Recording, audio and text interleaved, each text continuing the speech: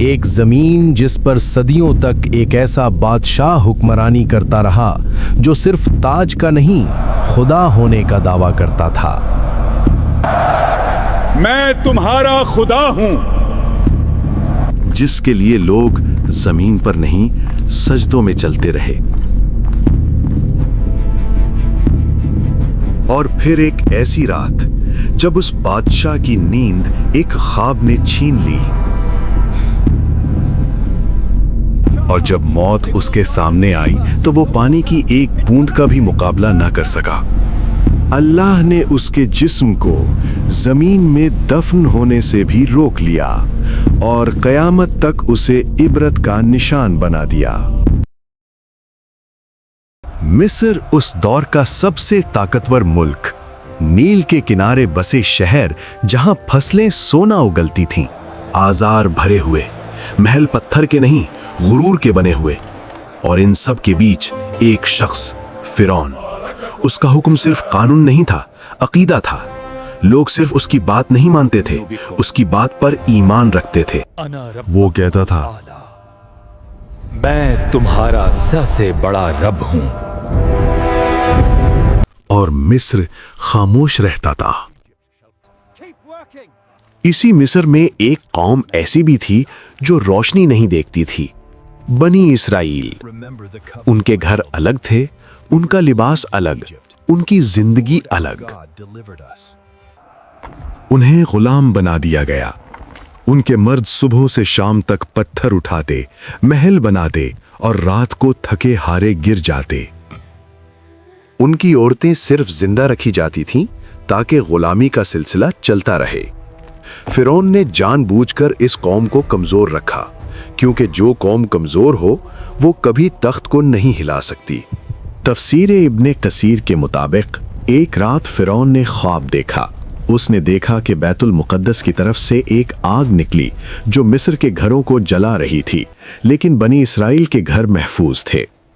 فرعون گھبرا کر اٹھ بیٹھا۔ یہ پہلی مرتبہ تھا جب اس نے خود کو کمزور محسوس کیا۔ اسی رات نجومی اور علم غیب کا دعویٰ کرنے والے دربار میں بلائے گئے۔ خواب سنایا گیا اور پھر وہ جملہ بولا گیا جو تاریخ بدل دیتا ہے۔ بنی اسرائیل میں ایک لڑکا پیدا ہوگا جو تیری سلطنت کے زوال کا سبب بنے گا۔ یہیں سے فرعون کا غرور ڈر میں بدلنے لگا۔ ڈر جب دل میں آ جائے تو عقل چلی جاتی ہے، اور جب عقل چلی جائے تو ظلم پیدا ہوتا ہے۔ فرعون نے سوچا، مسئلہ پیدا ہونے سے پہلے ختم کر دیتے ہیں۔ اور پھر وہ حکم لکھا گیا جو قانون نہیں، قتل نامہ تھا۔ فرعون نے کہا، بنی اسرائیل کے ہر نئے پیدا ہونے والے لڑکے کو مار دو۔ شہر شہر تلواریں چلیں، ماؤں کی گودیں اجڑ گئیں، ہزاروں معصوم جانیں چلی گئیں۔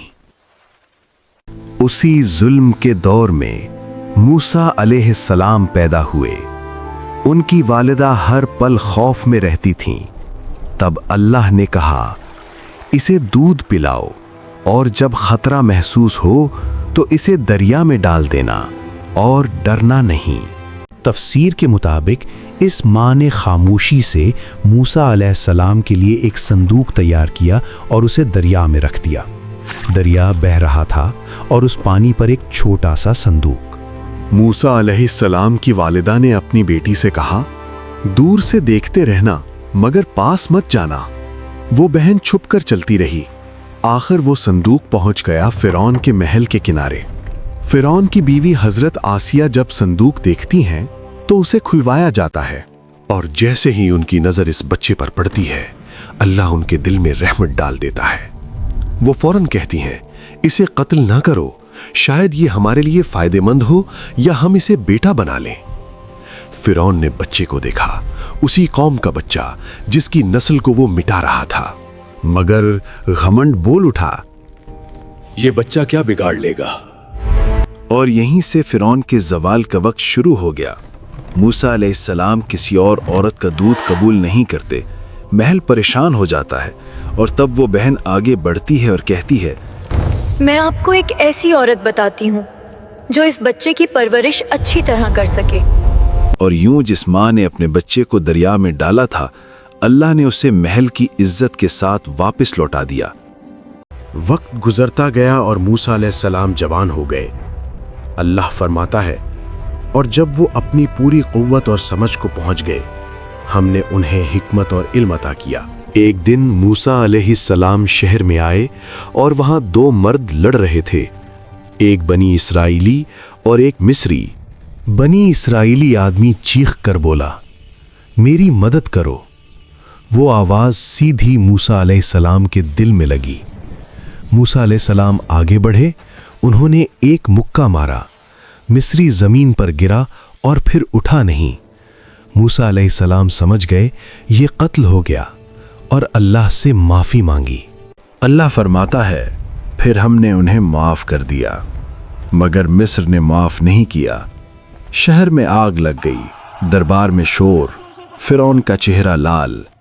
हुक्म निकला, मूसा को कत्ल कर दो। शहर के दूसरे किनारे से एक आदमी दौड़ता हुआ आया और कहा, सरदार तुम्हारे कत्ल का मशवरा कर रहे हैं, यहां से निकल जाओ। मूसा अलैहिस्सलाम ने पीछे मुड़कर नहीं देखा, न माल न सामान, सिर्फ यकीन। अल्लाह फरमाता है, वो डर और उम्मीद के दरमियान शहर से निकल गए। रेगिस्तान, गर्मी, भूख, प्यास और मूसा अलैहिस्सलाम की सिर्फ एक दुआ, ऐ मेरे रब, मुझे जालिमों से बचा ले और अपनी हिफाजत के साए में ले ले। आखिर मूसा अलैहिस्सलाम मदियन पहुंचे। शहर के बाहर एक कुआं, जहां मर्द जानवरों को पानी पिला रहे थे और दूर दो लड़कियां खामोशी से खड़ी थीं। मूसा अलैहिस्सलाम ने पूछा, आप दोनों कुएं से पानी क्यों नहीं ले रही? उन्होंने कहा, हम इंतजार करते हैं जब तक मर्द चले न जाएं और हमारे वालिद बहुत बूढ़े हैं। मूसा अलैहिस्सलाम आगे बढ़े अकेले और उनके जानवरों को पानी पिला दिया और वहां से चले गए। फिर एक दरख्त के साए में बैठकर कहा, ऐ मेरे रब, जो भी भलाई तू मुझ पर उतारे, मैं उसका मोहताज हूं। थोड़ी देर बाद एक लड़की उनके पास आई और कहा, मेरे वालिद आपको बुला रहे हैं ताकि आपका शुक्रिया अदा करें। वो बुजुर्ग हजरत शुएब अलैहिस्सलाम थे। अक्सर मुफस्सिरीन के मुताबिक मूसा अलैहिस्सलाम ने अपना पूरा वाकया सुनाया। शुएब अलैहिस्सलाम ने कहा, डरो मत, अब तुम जालिमों से महफूज हो। शुएब अलैहिस्सलाम की बेटी ने कहा, अब्बा, इन्हें काम पर रख लें, ये ताकतवर भी हैं और अमानतदार भी।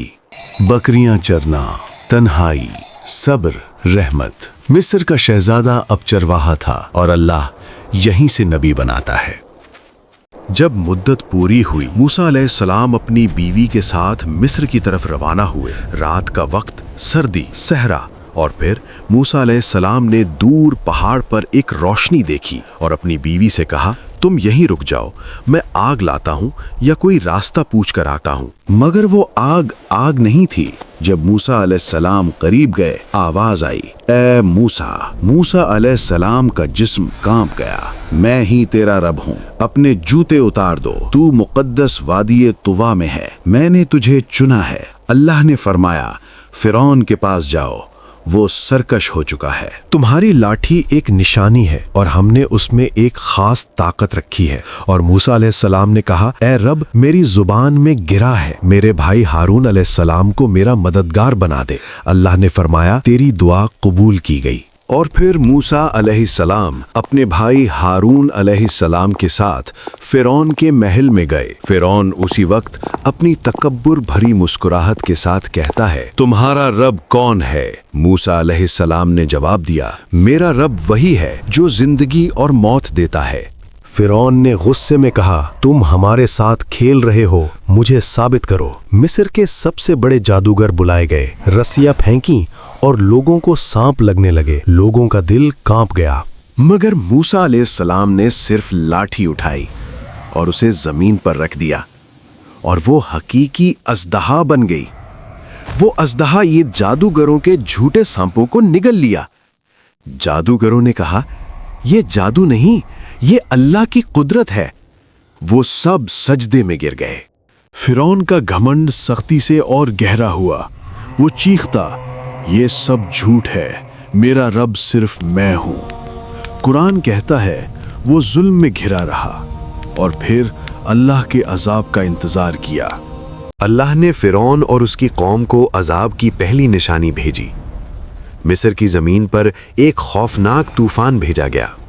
یہ نہ صرف پانی کی بلندی تھی، یہ پانی کا واضح عذاب تھا جو ان کی فصلوں کو برباد کر گیا، اندر ڈوب گیا اور ان کی روزی روٹی کا سہارا مٹ گیا۔ جب طوفان گیا اور لوگ سمجھے تھوڑا سا سکون مل سکتا ہے تو پھر ایک اور نشانی آئی، ٹڈی دل کا ایک دل جس نے زمین کی ہر ہری چیز کو کھا لیا۔ ایک اور عذاب بھیجا گیا، جوئیں لوگوں کے جسم پر چپک گئیں اور ہر چیز کو پریشان کرتی گئیں، ہر پل یاد دلاتی تھیں یہ قدرت اللہ کی طرف سے ہے، نہ تمہاری ہوا سے۔ اور پھر ایک اور نشانی، ہر کونے سے مینڈک نکلنا شروع ہوئے۔ یہ کوئی عام موسم کی تبدیلی نہیں، لفظوں کے بغیر آواز دینے والا عذاب تھا، 5واں عذاب۔ اور مصر کا پانی لال رنگ کا ہو گیا، مچھلیاں ڈوب گئیں، پانی گندگی سے بھرا ہوا۔ اور فرعون پھر کہتا، یہ سب موسیٰ کا جادو ہے۔ پھر اللہ نے موسیٰ علیہ السلام کو کہا، رات کے وقت اپنی قوم کو لے کر مصر سے نکل جاؤ۔ قوم نے خاموشی سے اپنے گھر، اپنی زندگی اور تکبر سے نکلتے ہوئے راستہ اختیار کیا۔ نہ ان کے پاس زیادہ سامان، نہ کوئی تلوار، صرف اللہ کی مدد کا یقین۔ جب صبح ہوئی اور فرعون نے دیکھا کہ مصر سے لوگ غائب ہو گئے، اس کا گھمنڈ اور زندہ ہو گیا۔ انہیں ہم واپس پکڑ کر لائیں گے اور دکھائیں گے کہ ہم ہی طاقتور ہیں۔ قوم بنی اسرائیل موسیٰ علیہ السلام کے ساتھ سمندر کے کنارے پہنچی۔ سمندر ان کے سامنے کافی گہرا نظر آتا ہے۔ بنی اسرائیل کے لوگ کہتے ہیں، ہم پھنس گئے، یہ خوفناک پانی ہماری قسمت کا انتظار کر رہا ہے اور پیچھے موت کا لشکر۔ موسیٰ علیہ السلام نے کہا، ہرگز نہیں، میرا رب میرے ساتھ ہے، وہ ہمیں راہ دکھائے گا۔ اللہ نے موسیٰ علیہ السلام کو حکم دیا، اپنی لاٹھی سے پانی کو مارو۔ موسیٰ علیہ السلام نے اللہ کے حکم پر اپنی لاٹھی پانی پر ماری۔ پانی 2 حصوں میں بٹ گیا، 2 دیواریں اٹھیں، بیچ میں خشک راستہ نکل آیا۔ لوگ چیخ اٹھے اور بنی اسرائیل کا ایمان مضبوط ہوا اور انہوں نے اس راستے پر چلنا شروع کیا۔ یہ اللہ کا معجزہ ہے۔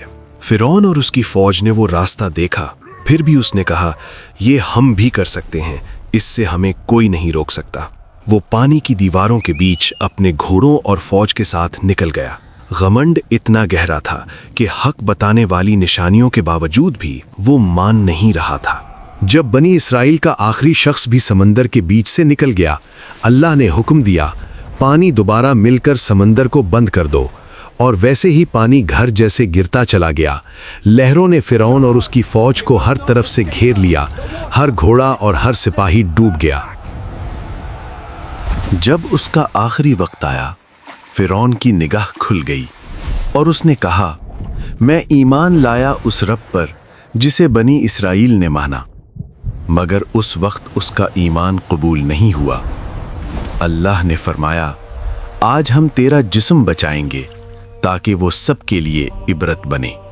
حضرت آسیہ جو فرعون کی بیوی تھیں، قرآن میں ان کا ذکر ہے۔ آسیہ فرعون کی بیوی جنہوں نے اللہ کے حکم سے ایمان لایا اور اپنے گھر میں صبر اور عبادت سے خود کو محفوظ رکھا، اللہ نے ان کے لیے جنت تیار کی۔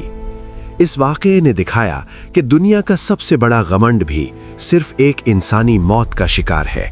اگر آپ کو یہ واقعہ سمجھ آیا اور آپ اس کا پارٹ 2 بھی دیکھنا چاہتے ہیں تو ویڈیو کو زیادہ سے زیادہ لائک کریں، سبسکرائب کریں اور کمنٹ میں اللہ اکبر لکھنا نہ بھولیں۔